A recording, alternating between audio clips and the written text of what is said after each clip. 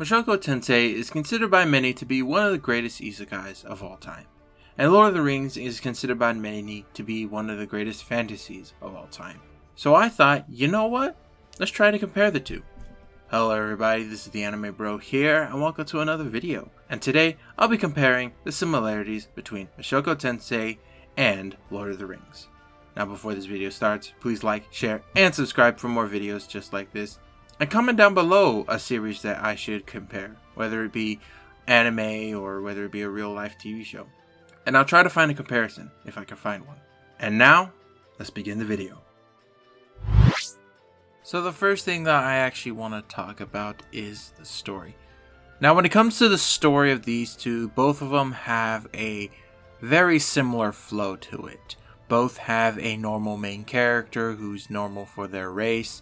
Both go on a journey to an unknown world, and both change at the very end. Now, to explain the both similarities, Frodo Baggins is just a normal hobbit, even though he is a nephew to the great Bilbo Baggins. He himself is just a normal hobbit. Same with Rudius, even though he is the son of a well-known hero, he's just a normal kid. Although the isekai part makes him an adult into a kid, that's all it really does for him. He's still just a normal human. And also the journey that they go through, they see many different locations around the world. Rudius gets to see the capital, and also the Demon Continent, and other locations that are there, while Frodo gets to see most of Middle Earth, whether it be Mordor, or Riverdale, or even Moria. There are so many locations that both of them go through, and also at the very end they both change.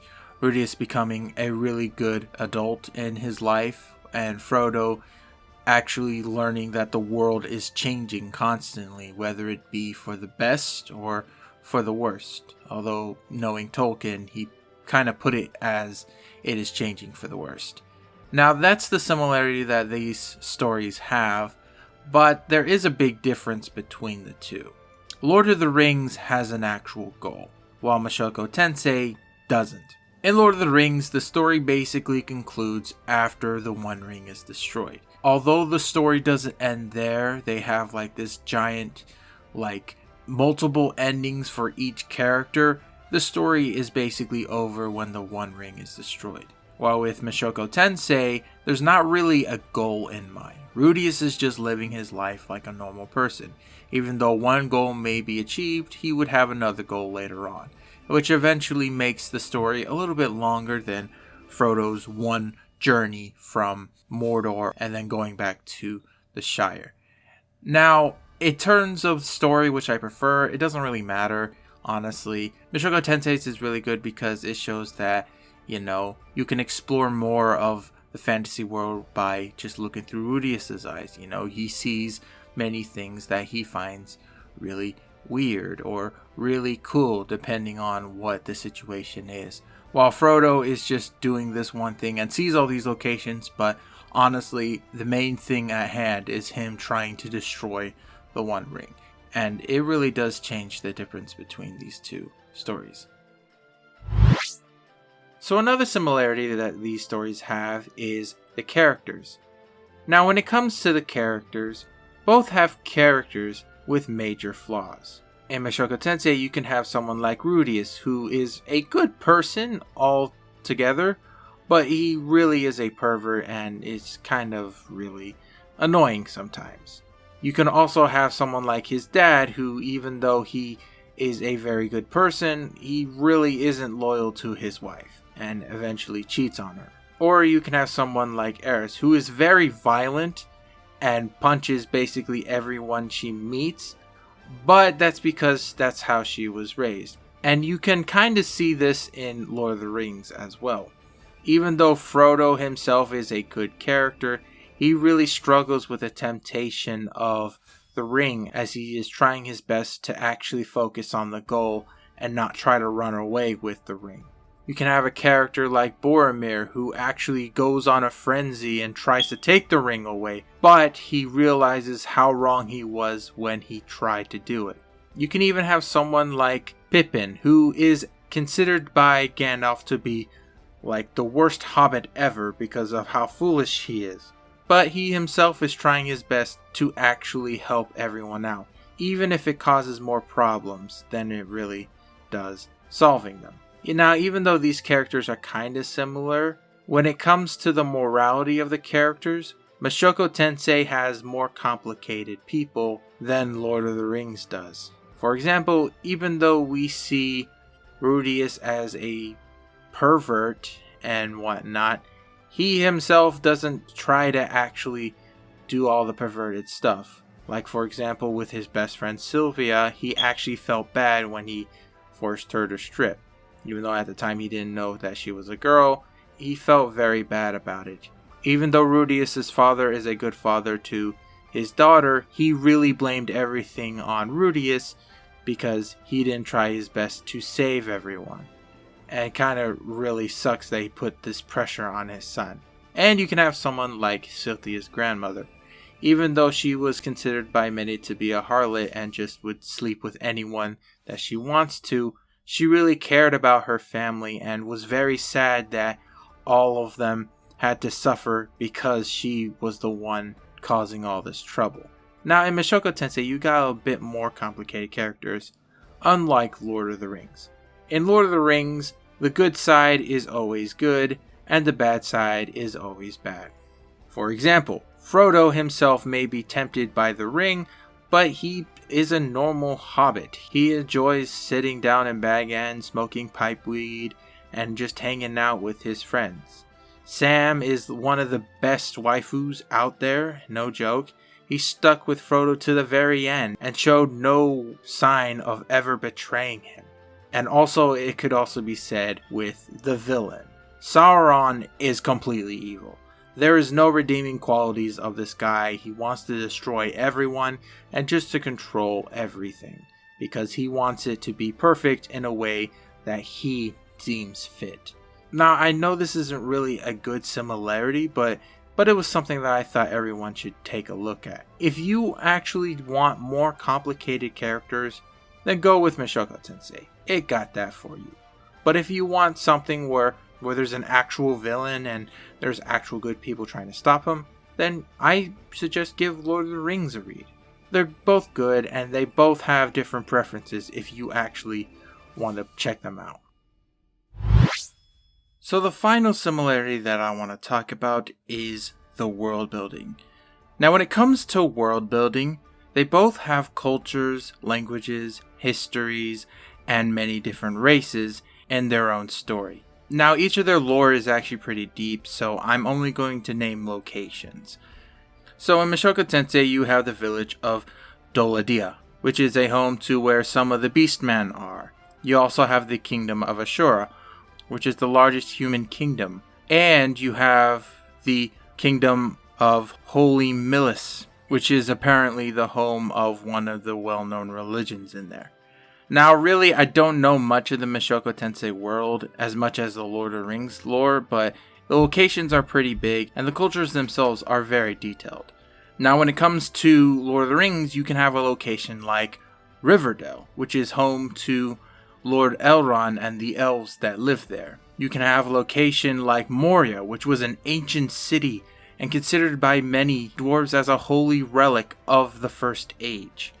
And you can also have something like Minas Tirith, considered by many humans to be the best city in all of the Third Age. Now, the big difference in the world building is that Lord of the Rings' world building is so big compared to Mushoku Tensei.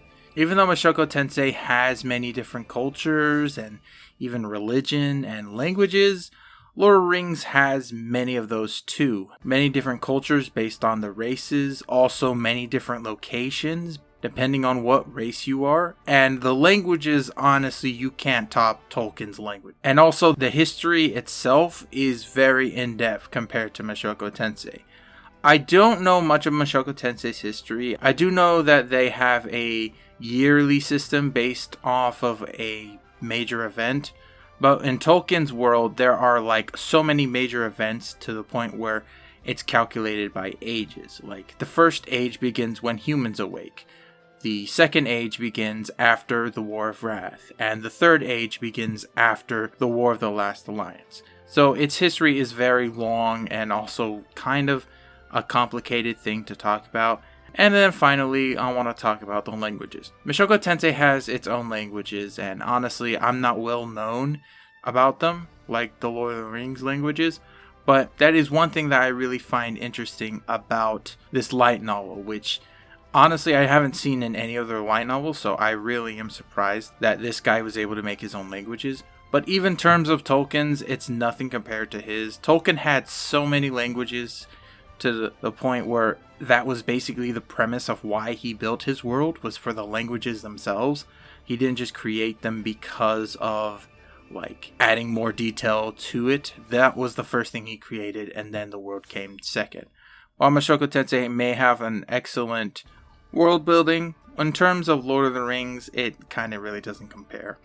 If you want my opinion, Lord of the Rings' lore is way better, but that's because I've been stuck with the series for a lot longer than I have with Mushoku Tensei. If you prefer Mushoku Tensei's lore, then that's fine. You know, it's very opinion based on which one is better. So those are the three similarities that I wanted to talk about in this video. But the big similarity that these shows have is the impact they have on their genres. Lord of the Rings is considered by many to be a turning point when it comes to fantasy. Before Lord of the Rings, fantasy was mostly used for kids. Stuff like Hans Christian Andersen, the Brothers Grimm fairy tales, you know, all of that. But when Lord of the Rings was published, instead of having something that could be read to kids, this was something that appealed more to adults. You had countries, you had armies fighting armies. And you also had a bit of maturity when it came to its themes.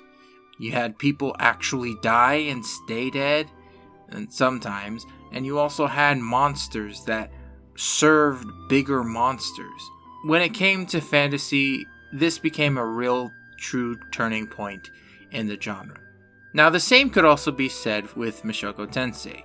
Now, when I looked up isekai before Mushoku Tensei and before like the big isekai boom, most isekais would be the person gets transported there and then eventually has to make their way back.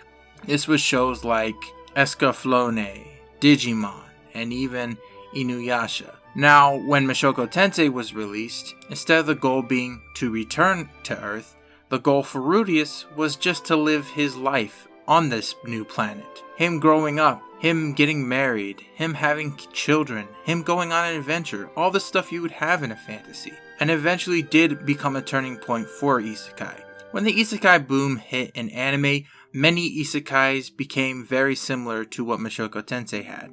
Some of them were killed, some of them were transported, some of them had harems, some of them had normal lives, some of them were overpowered, you know, many things that Mushoku Tensei stands.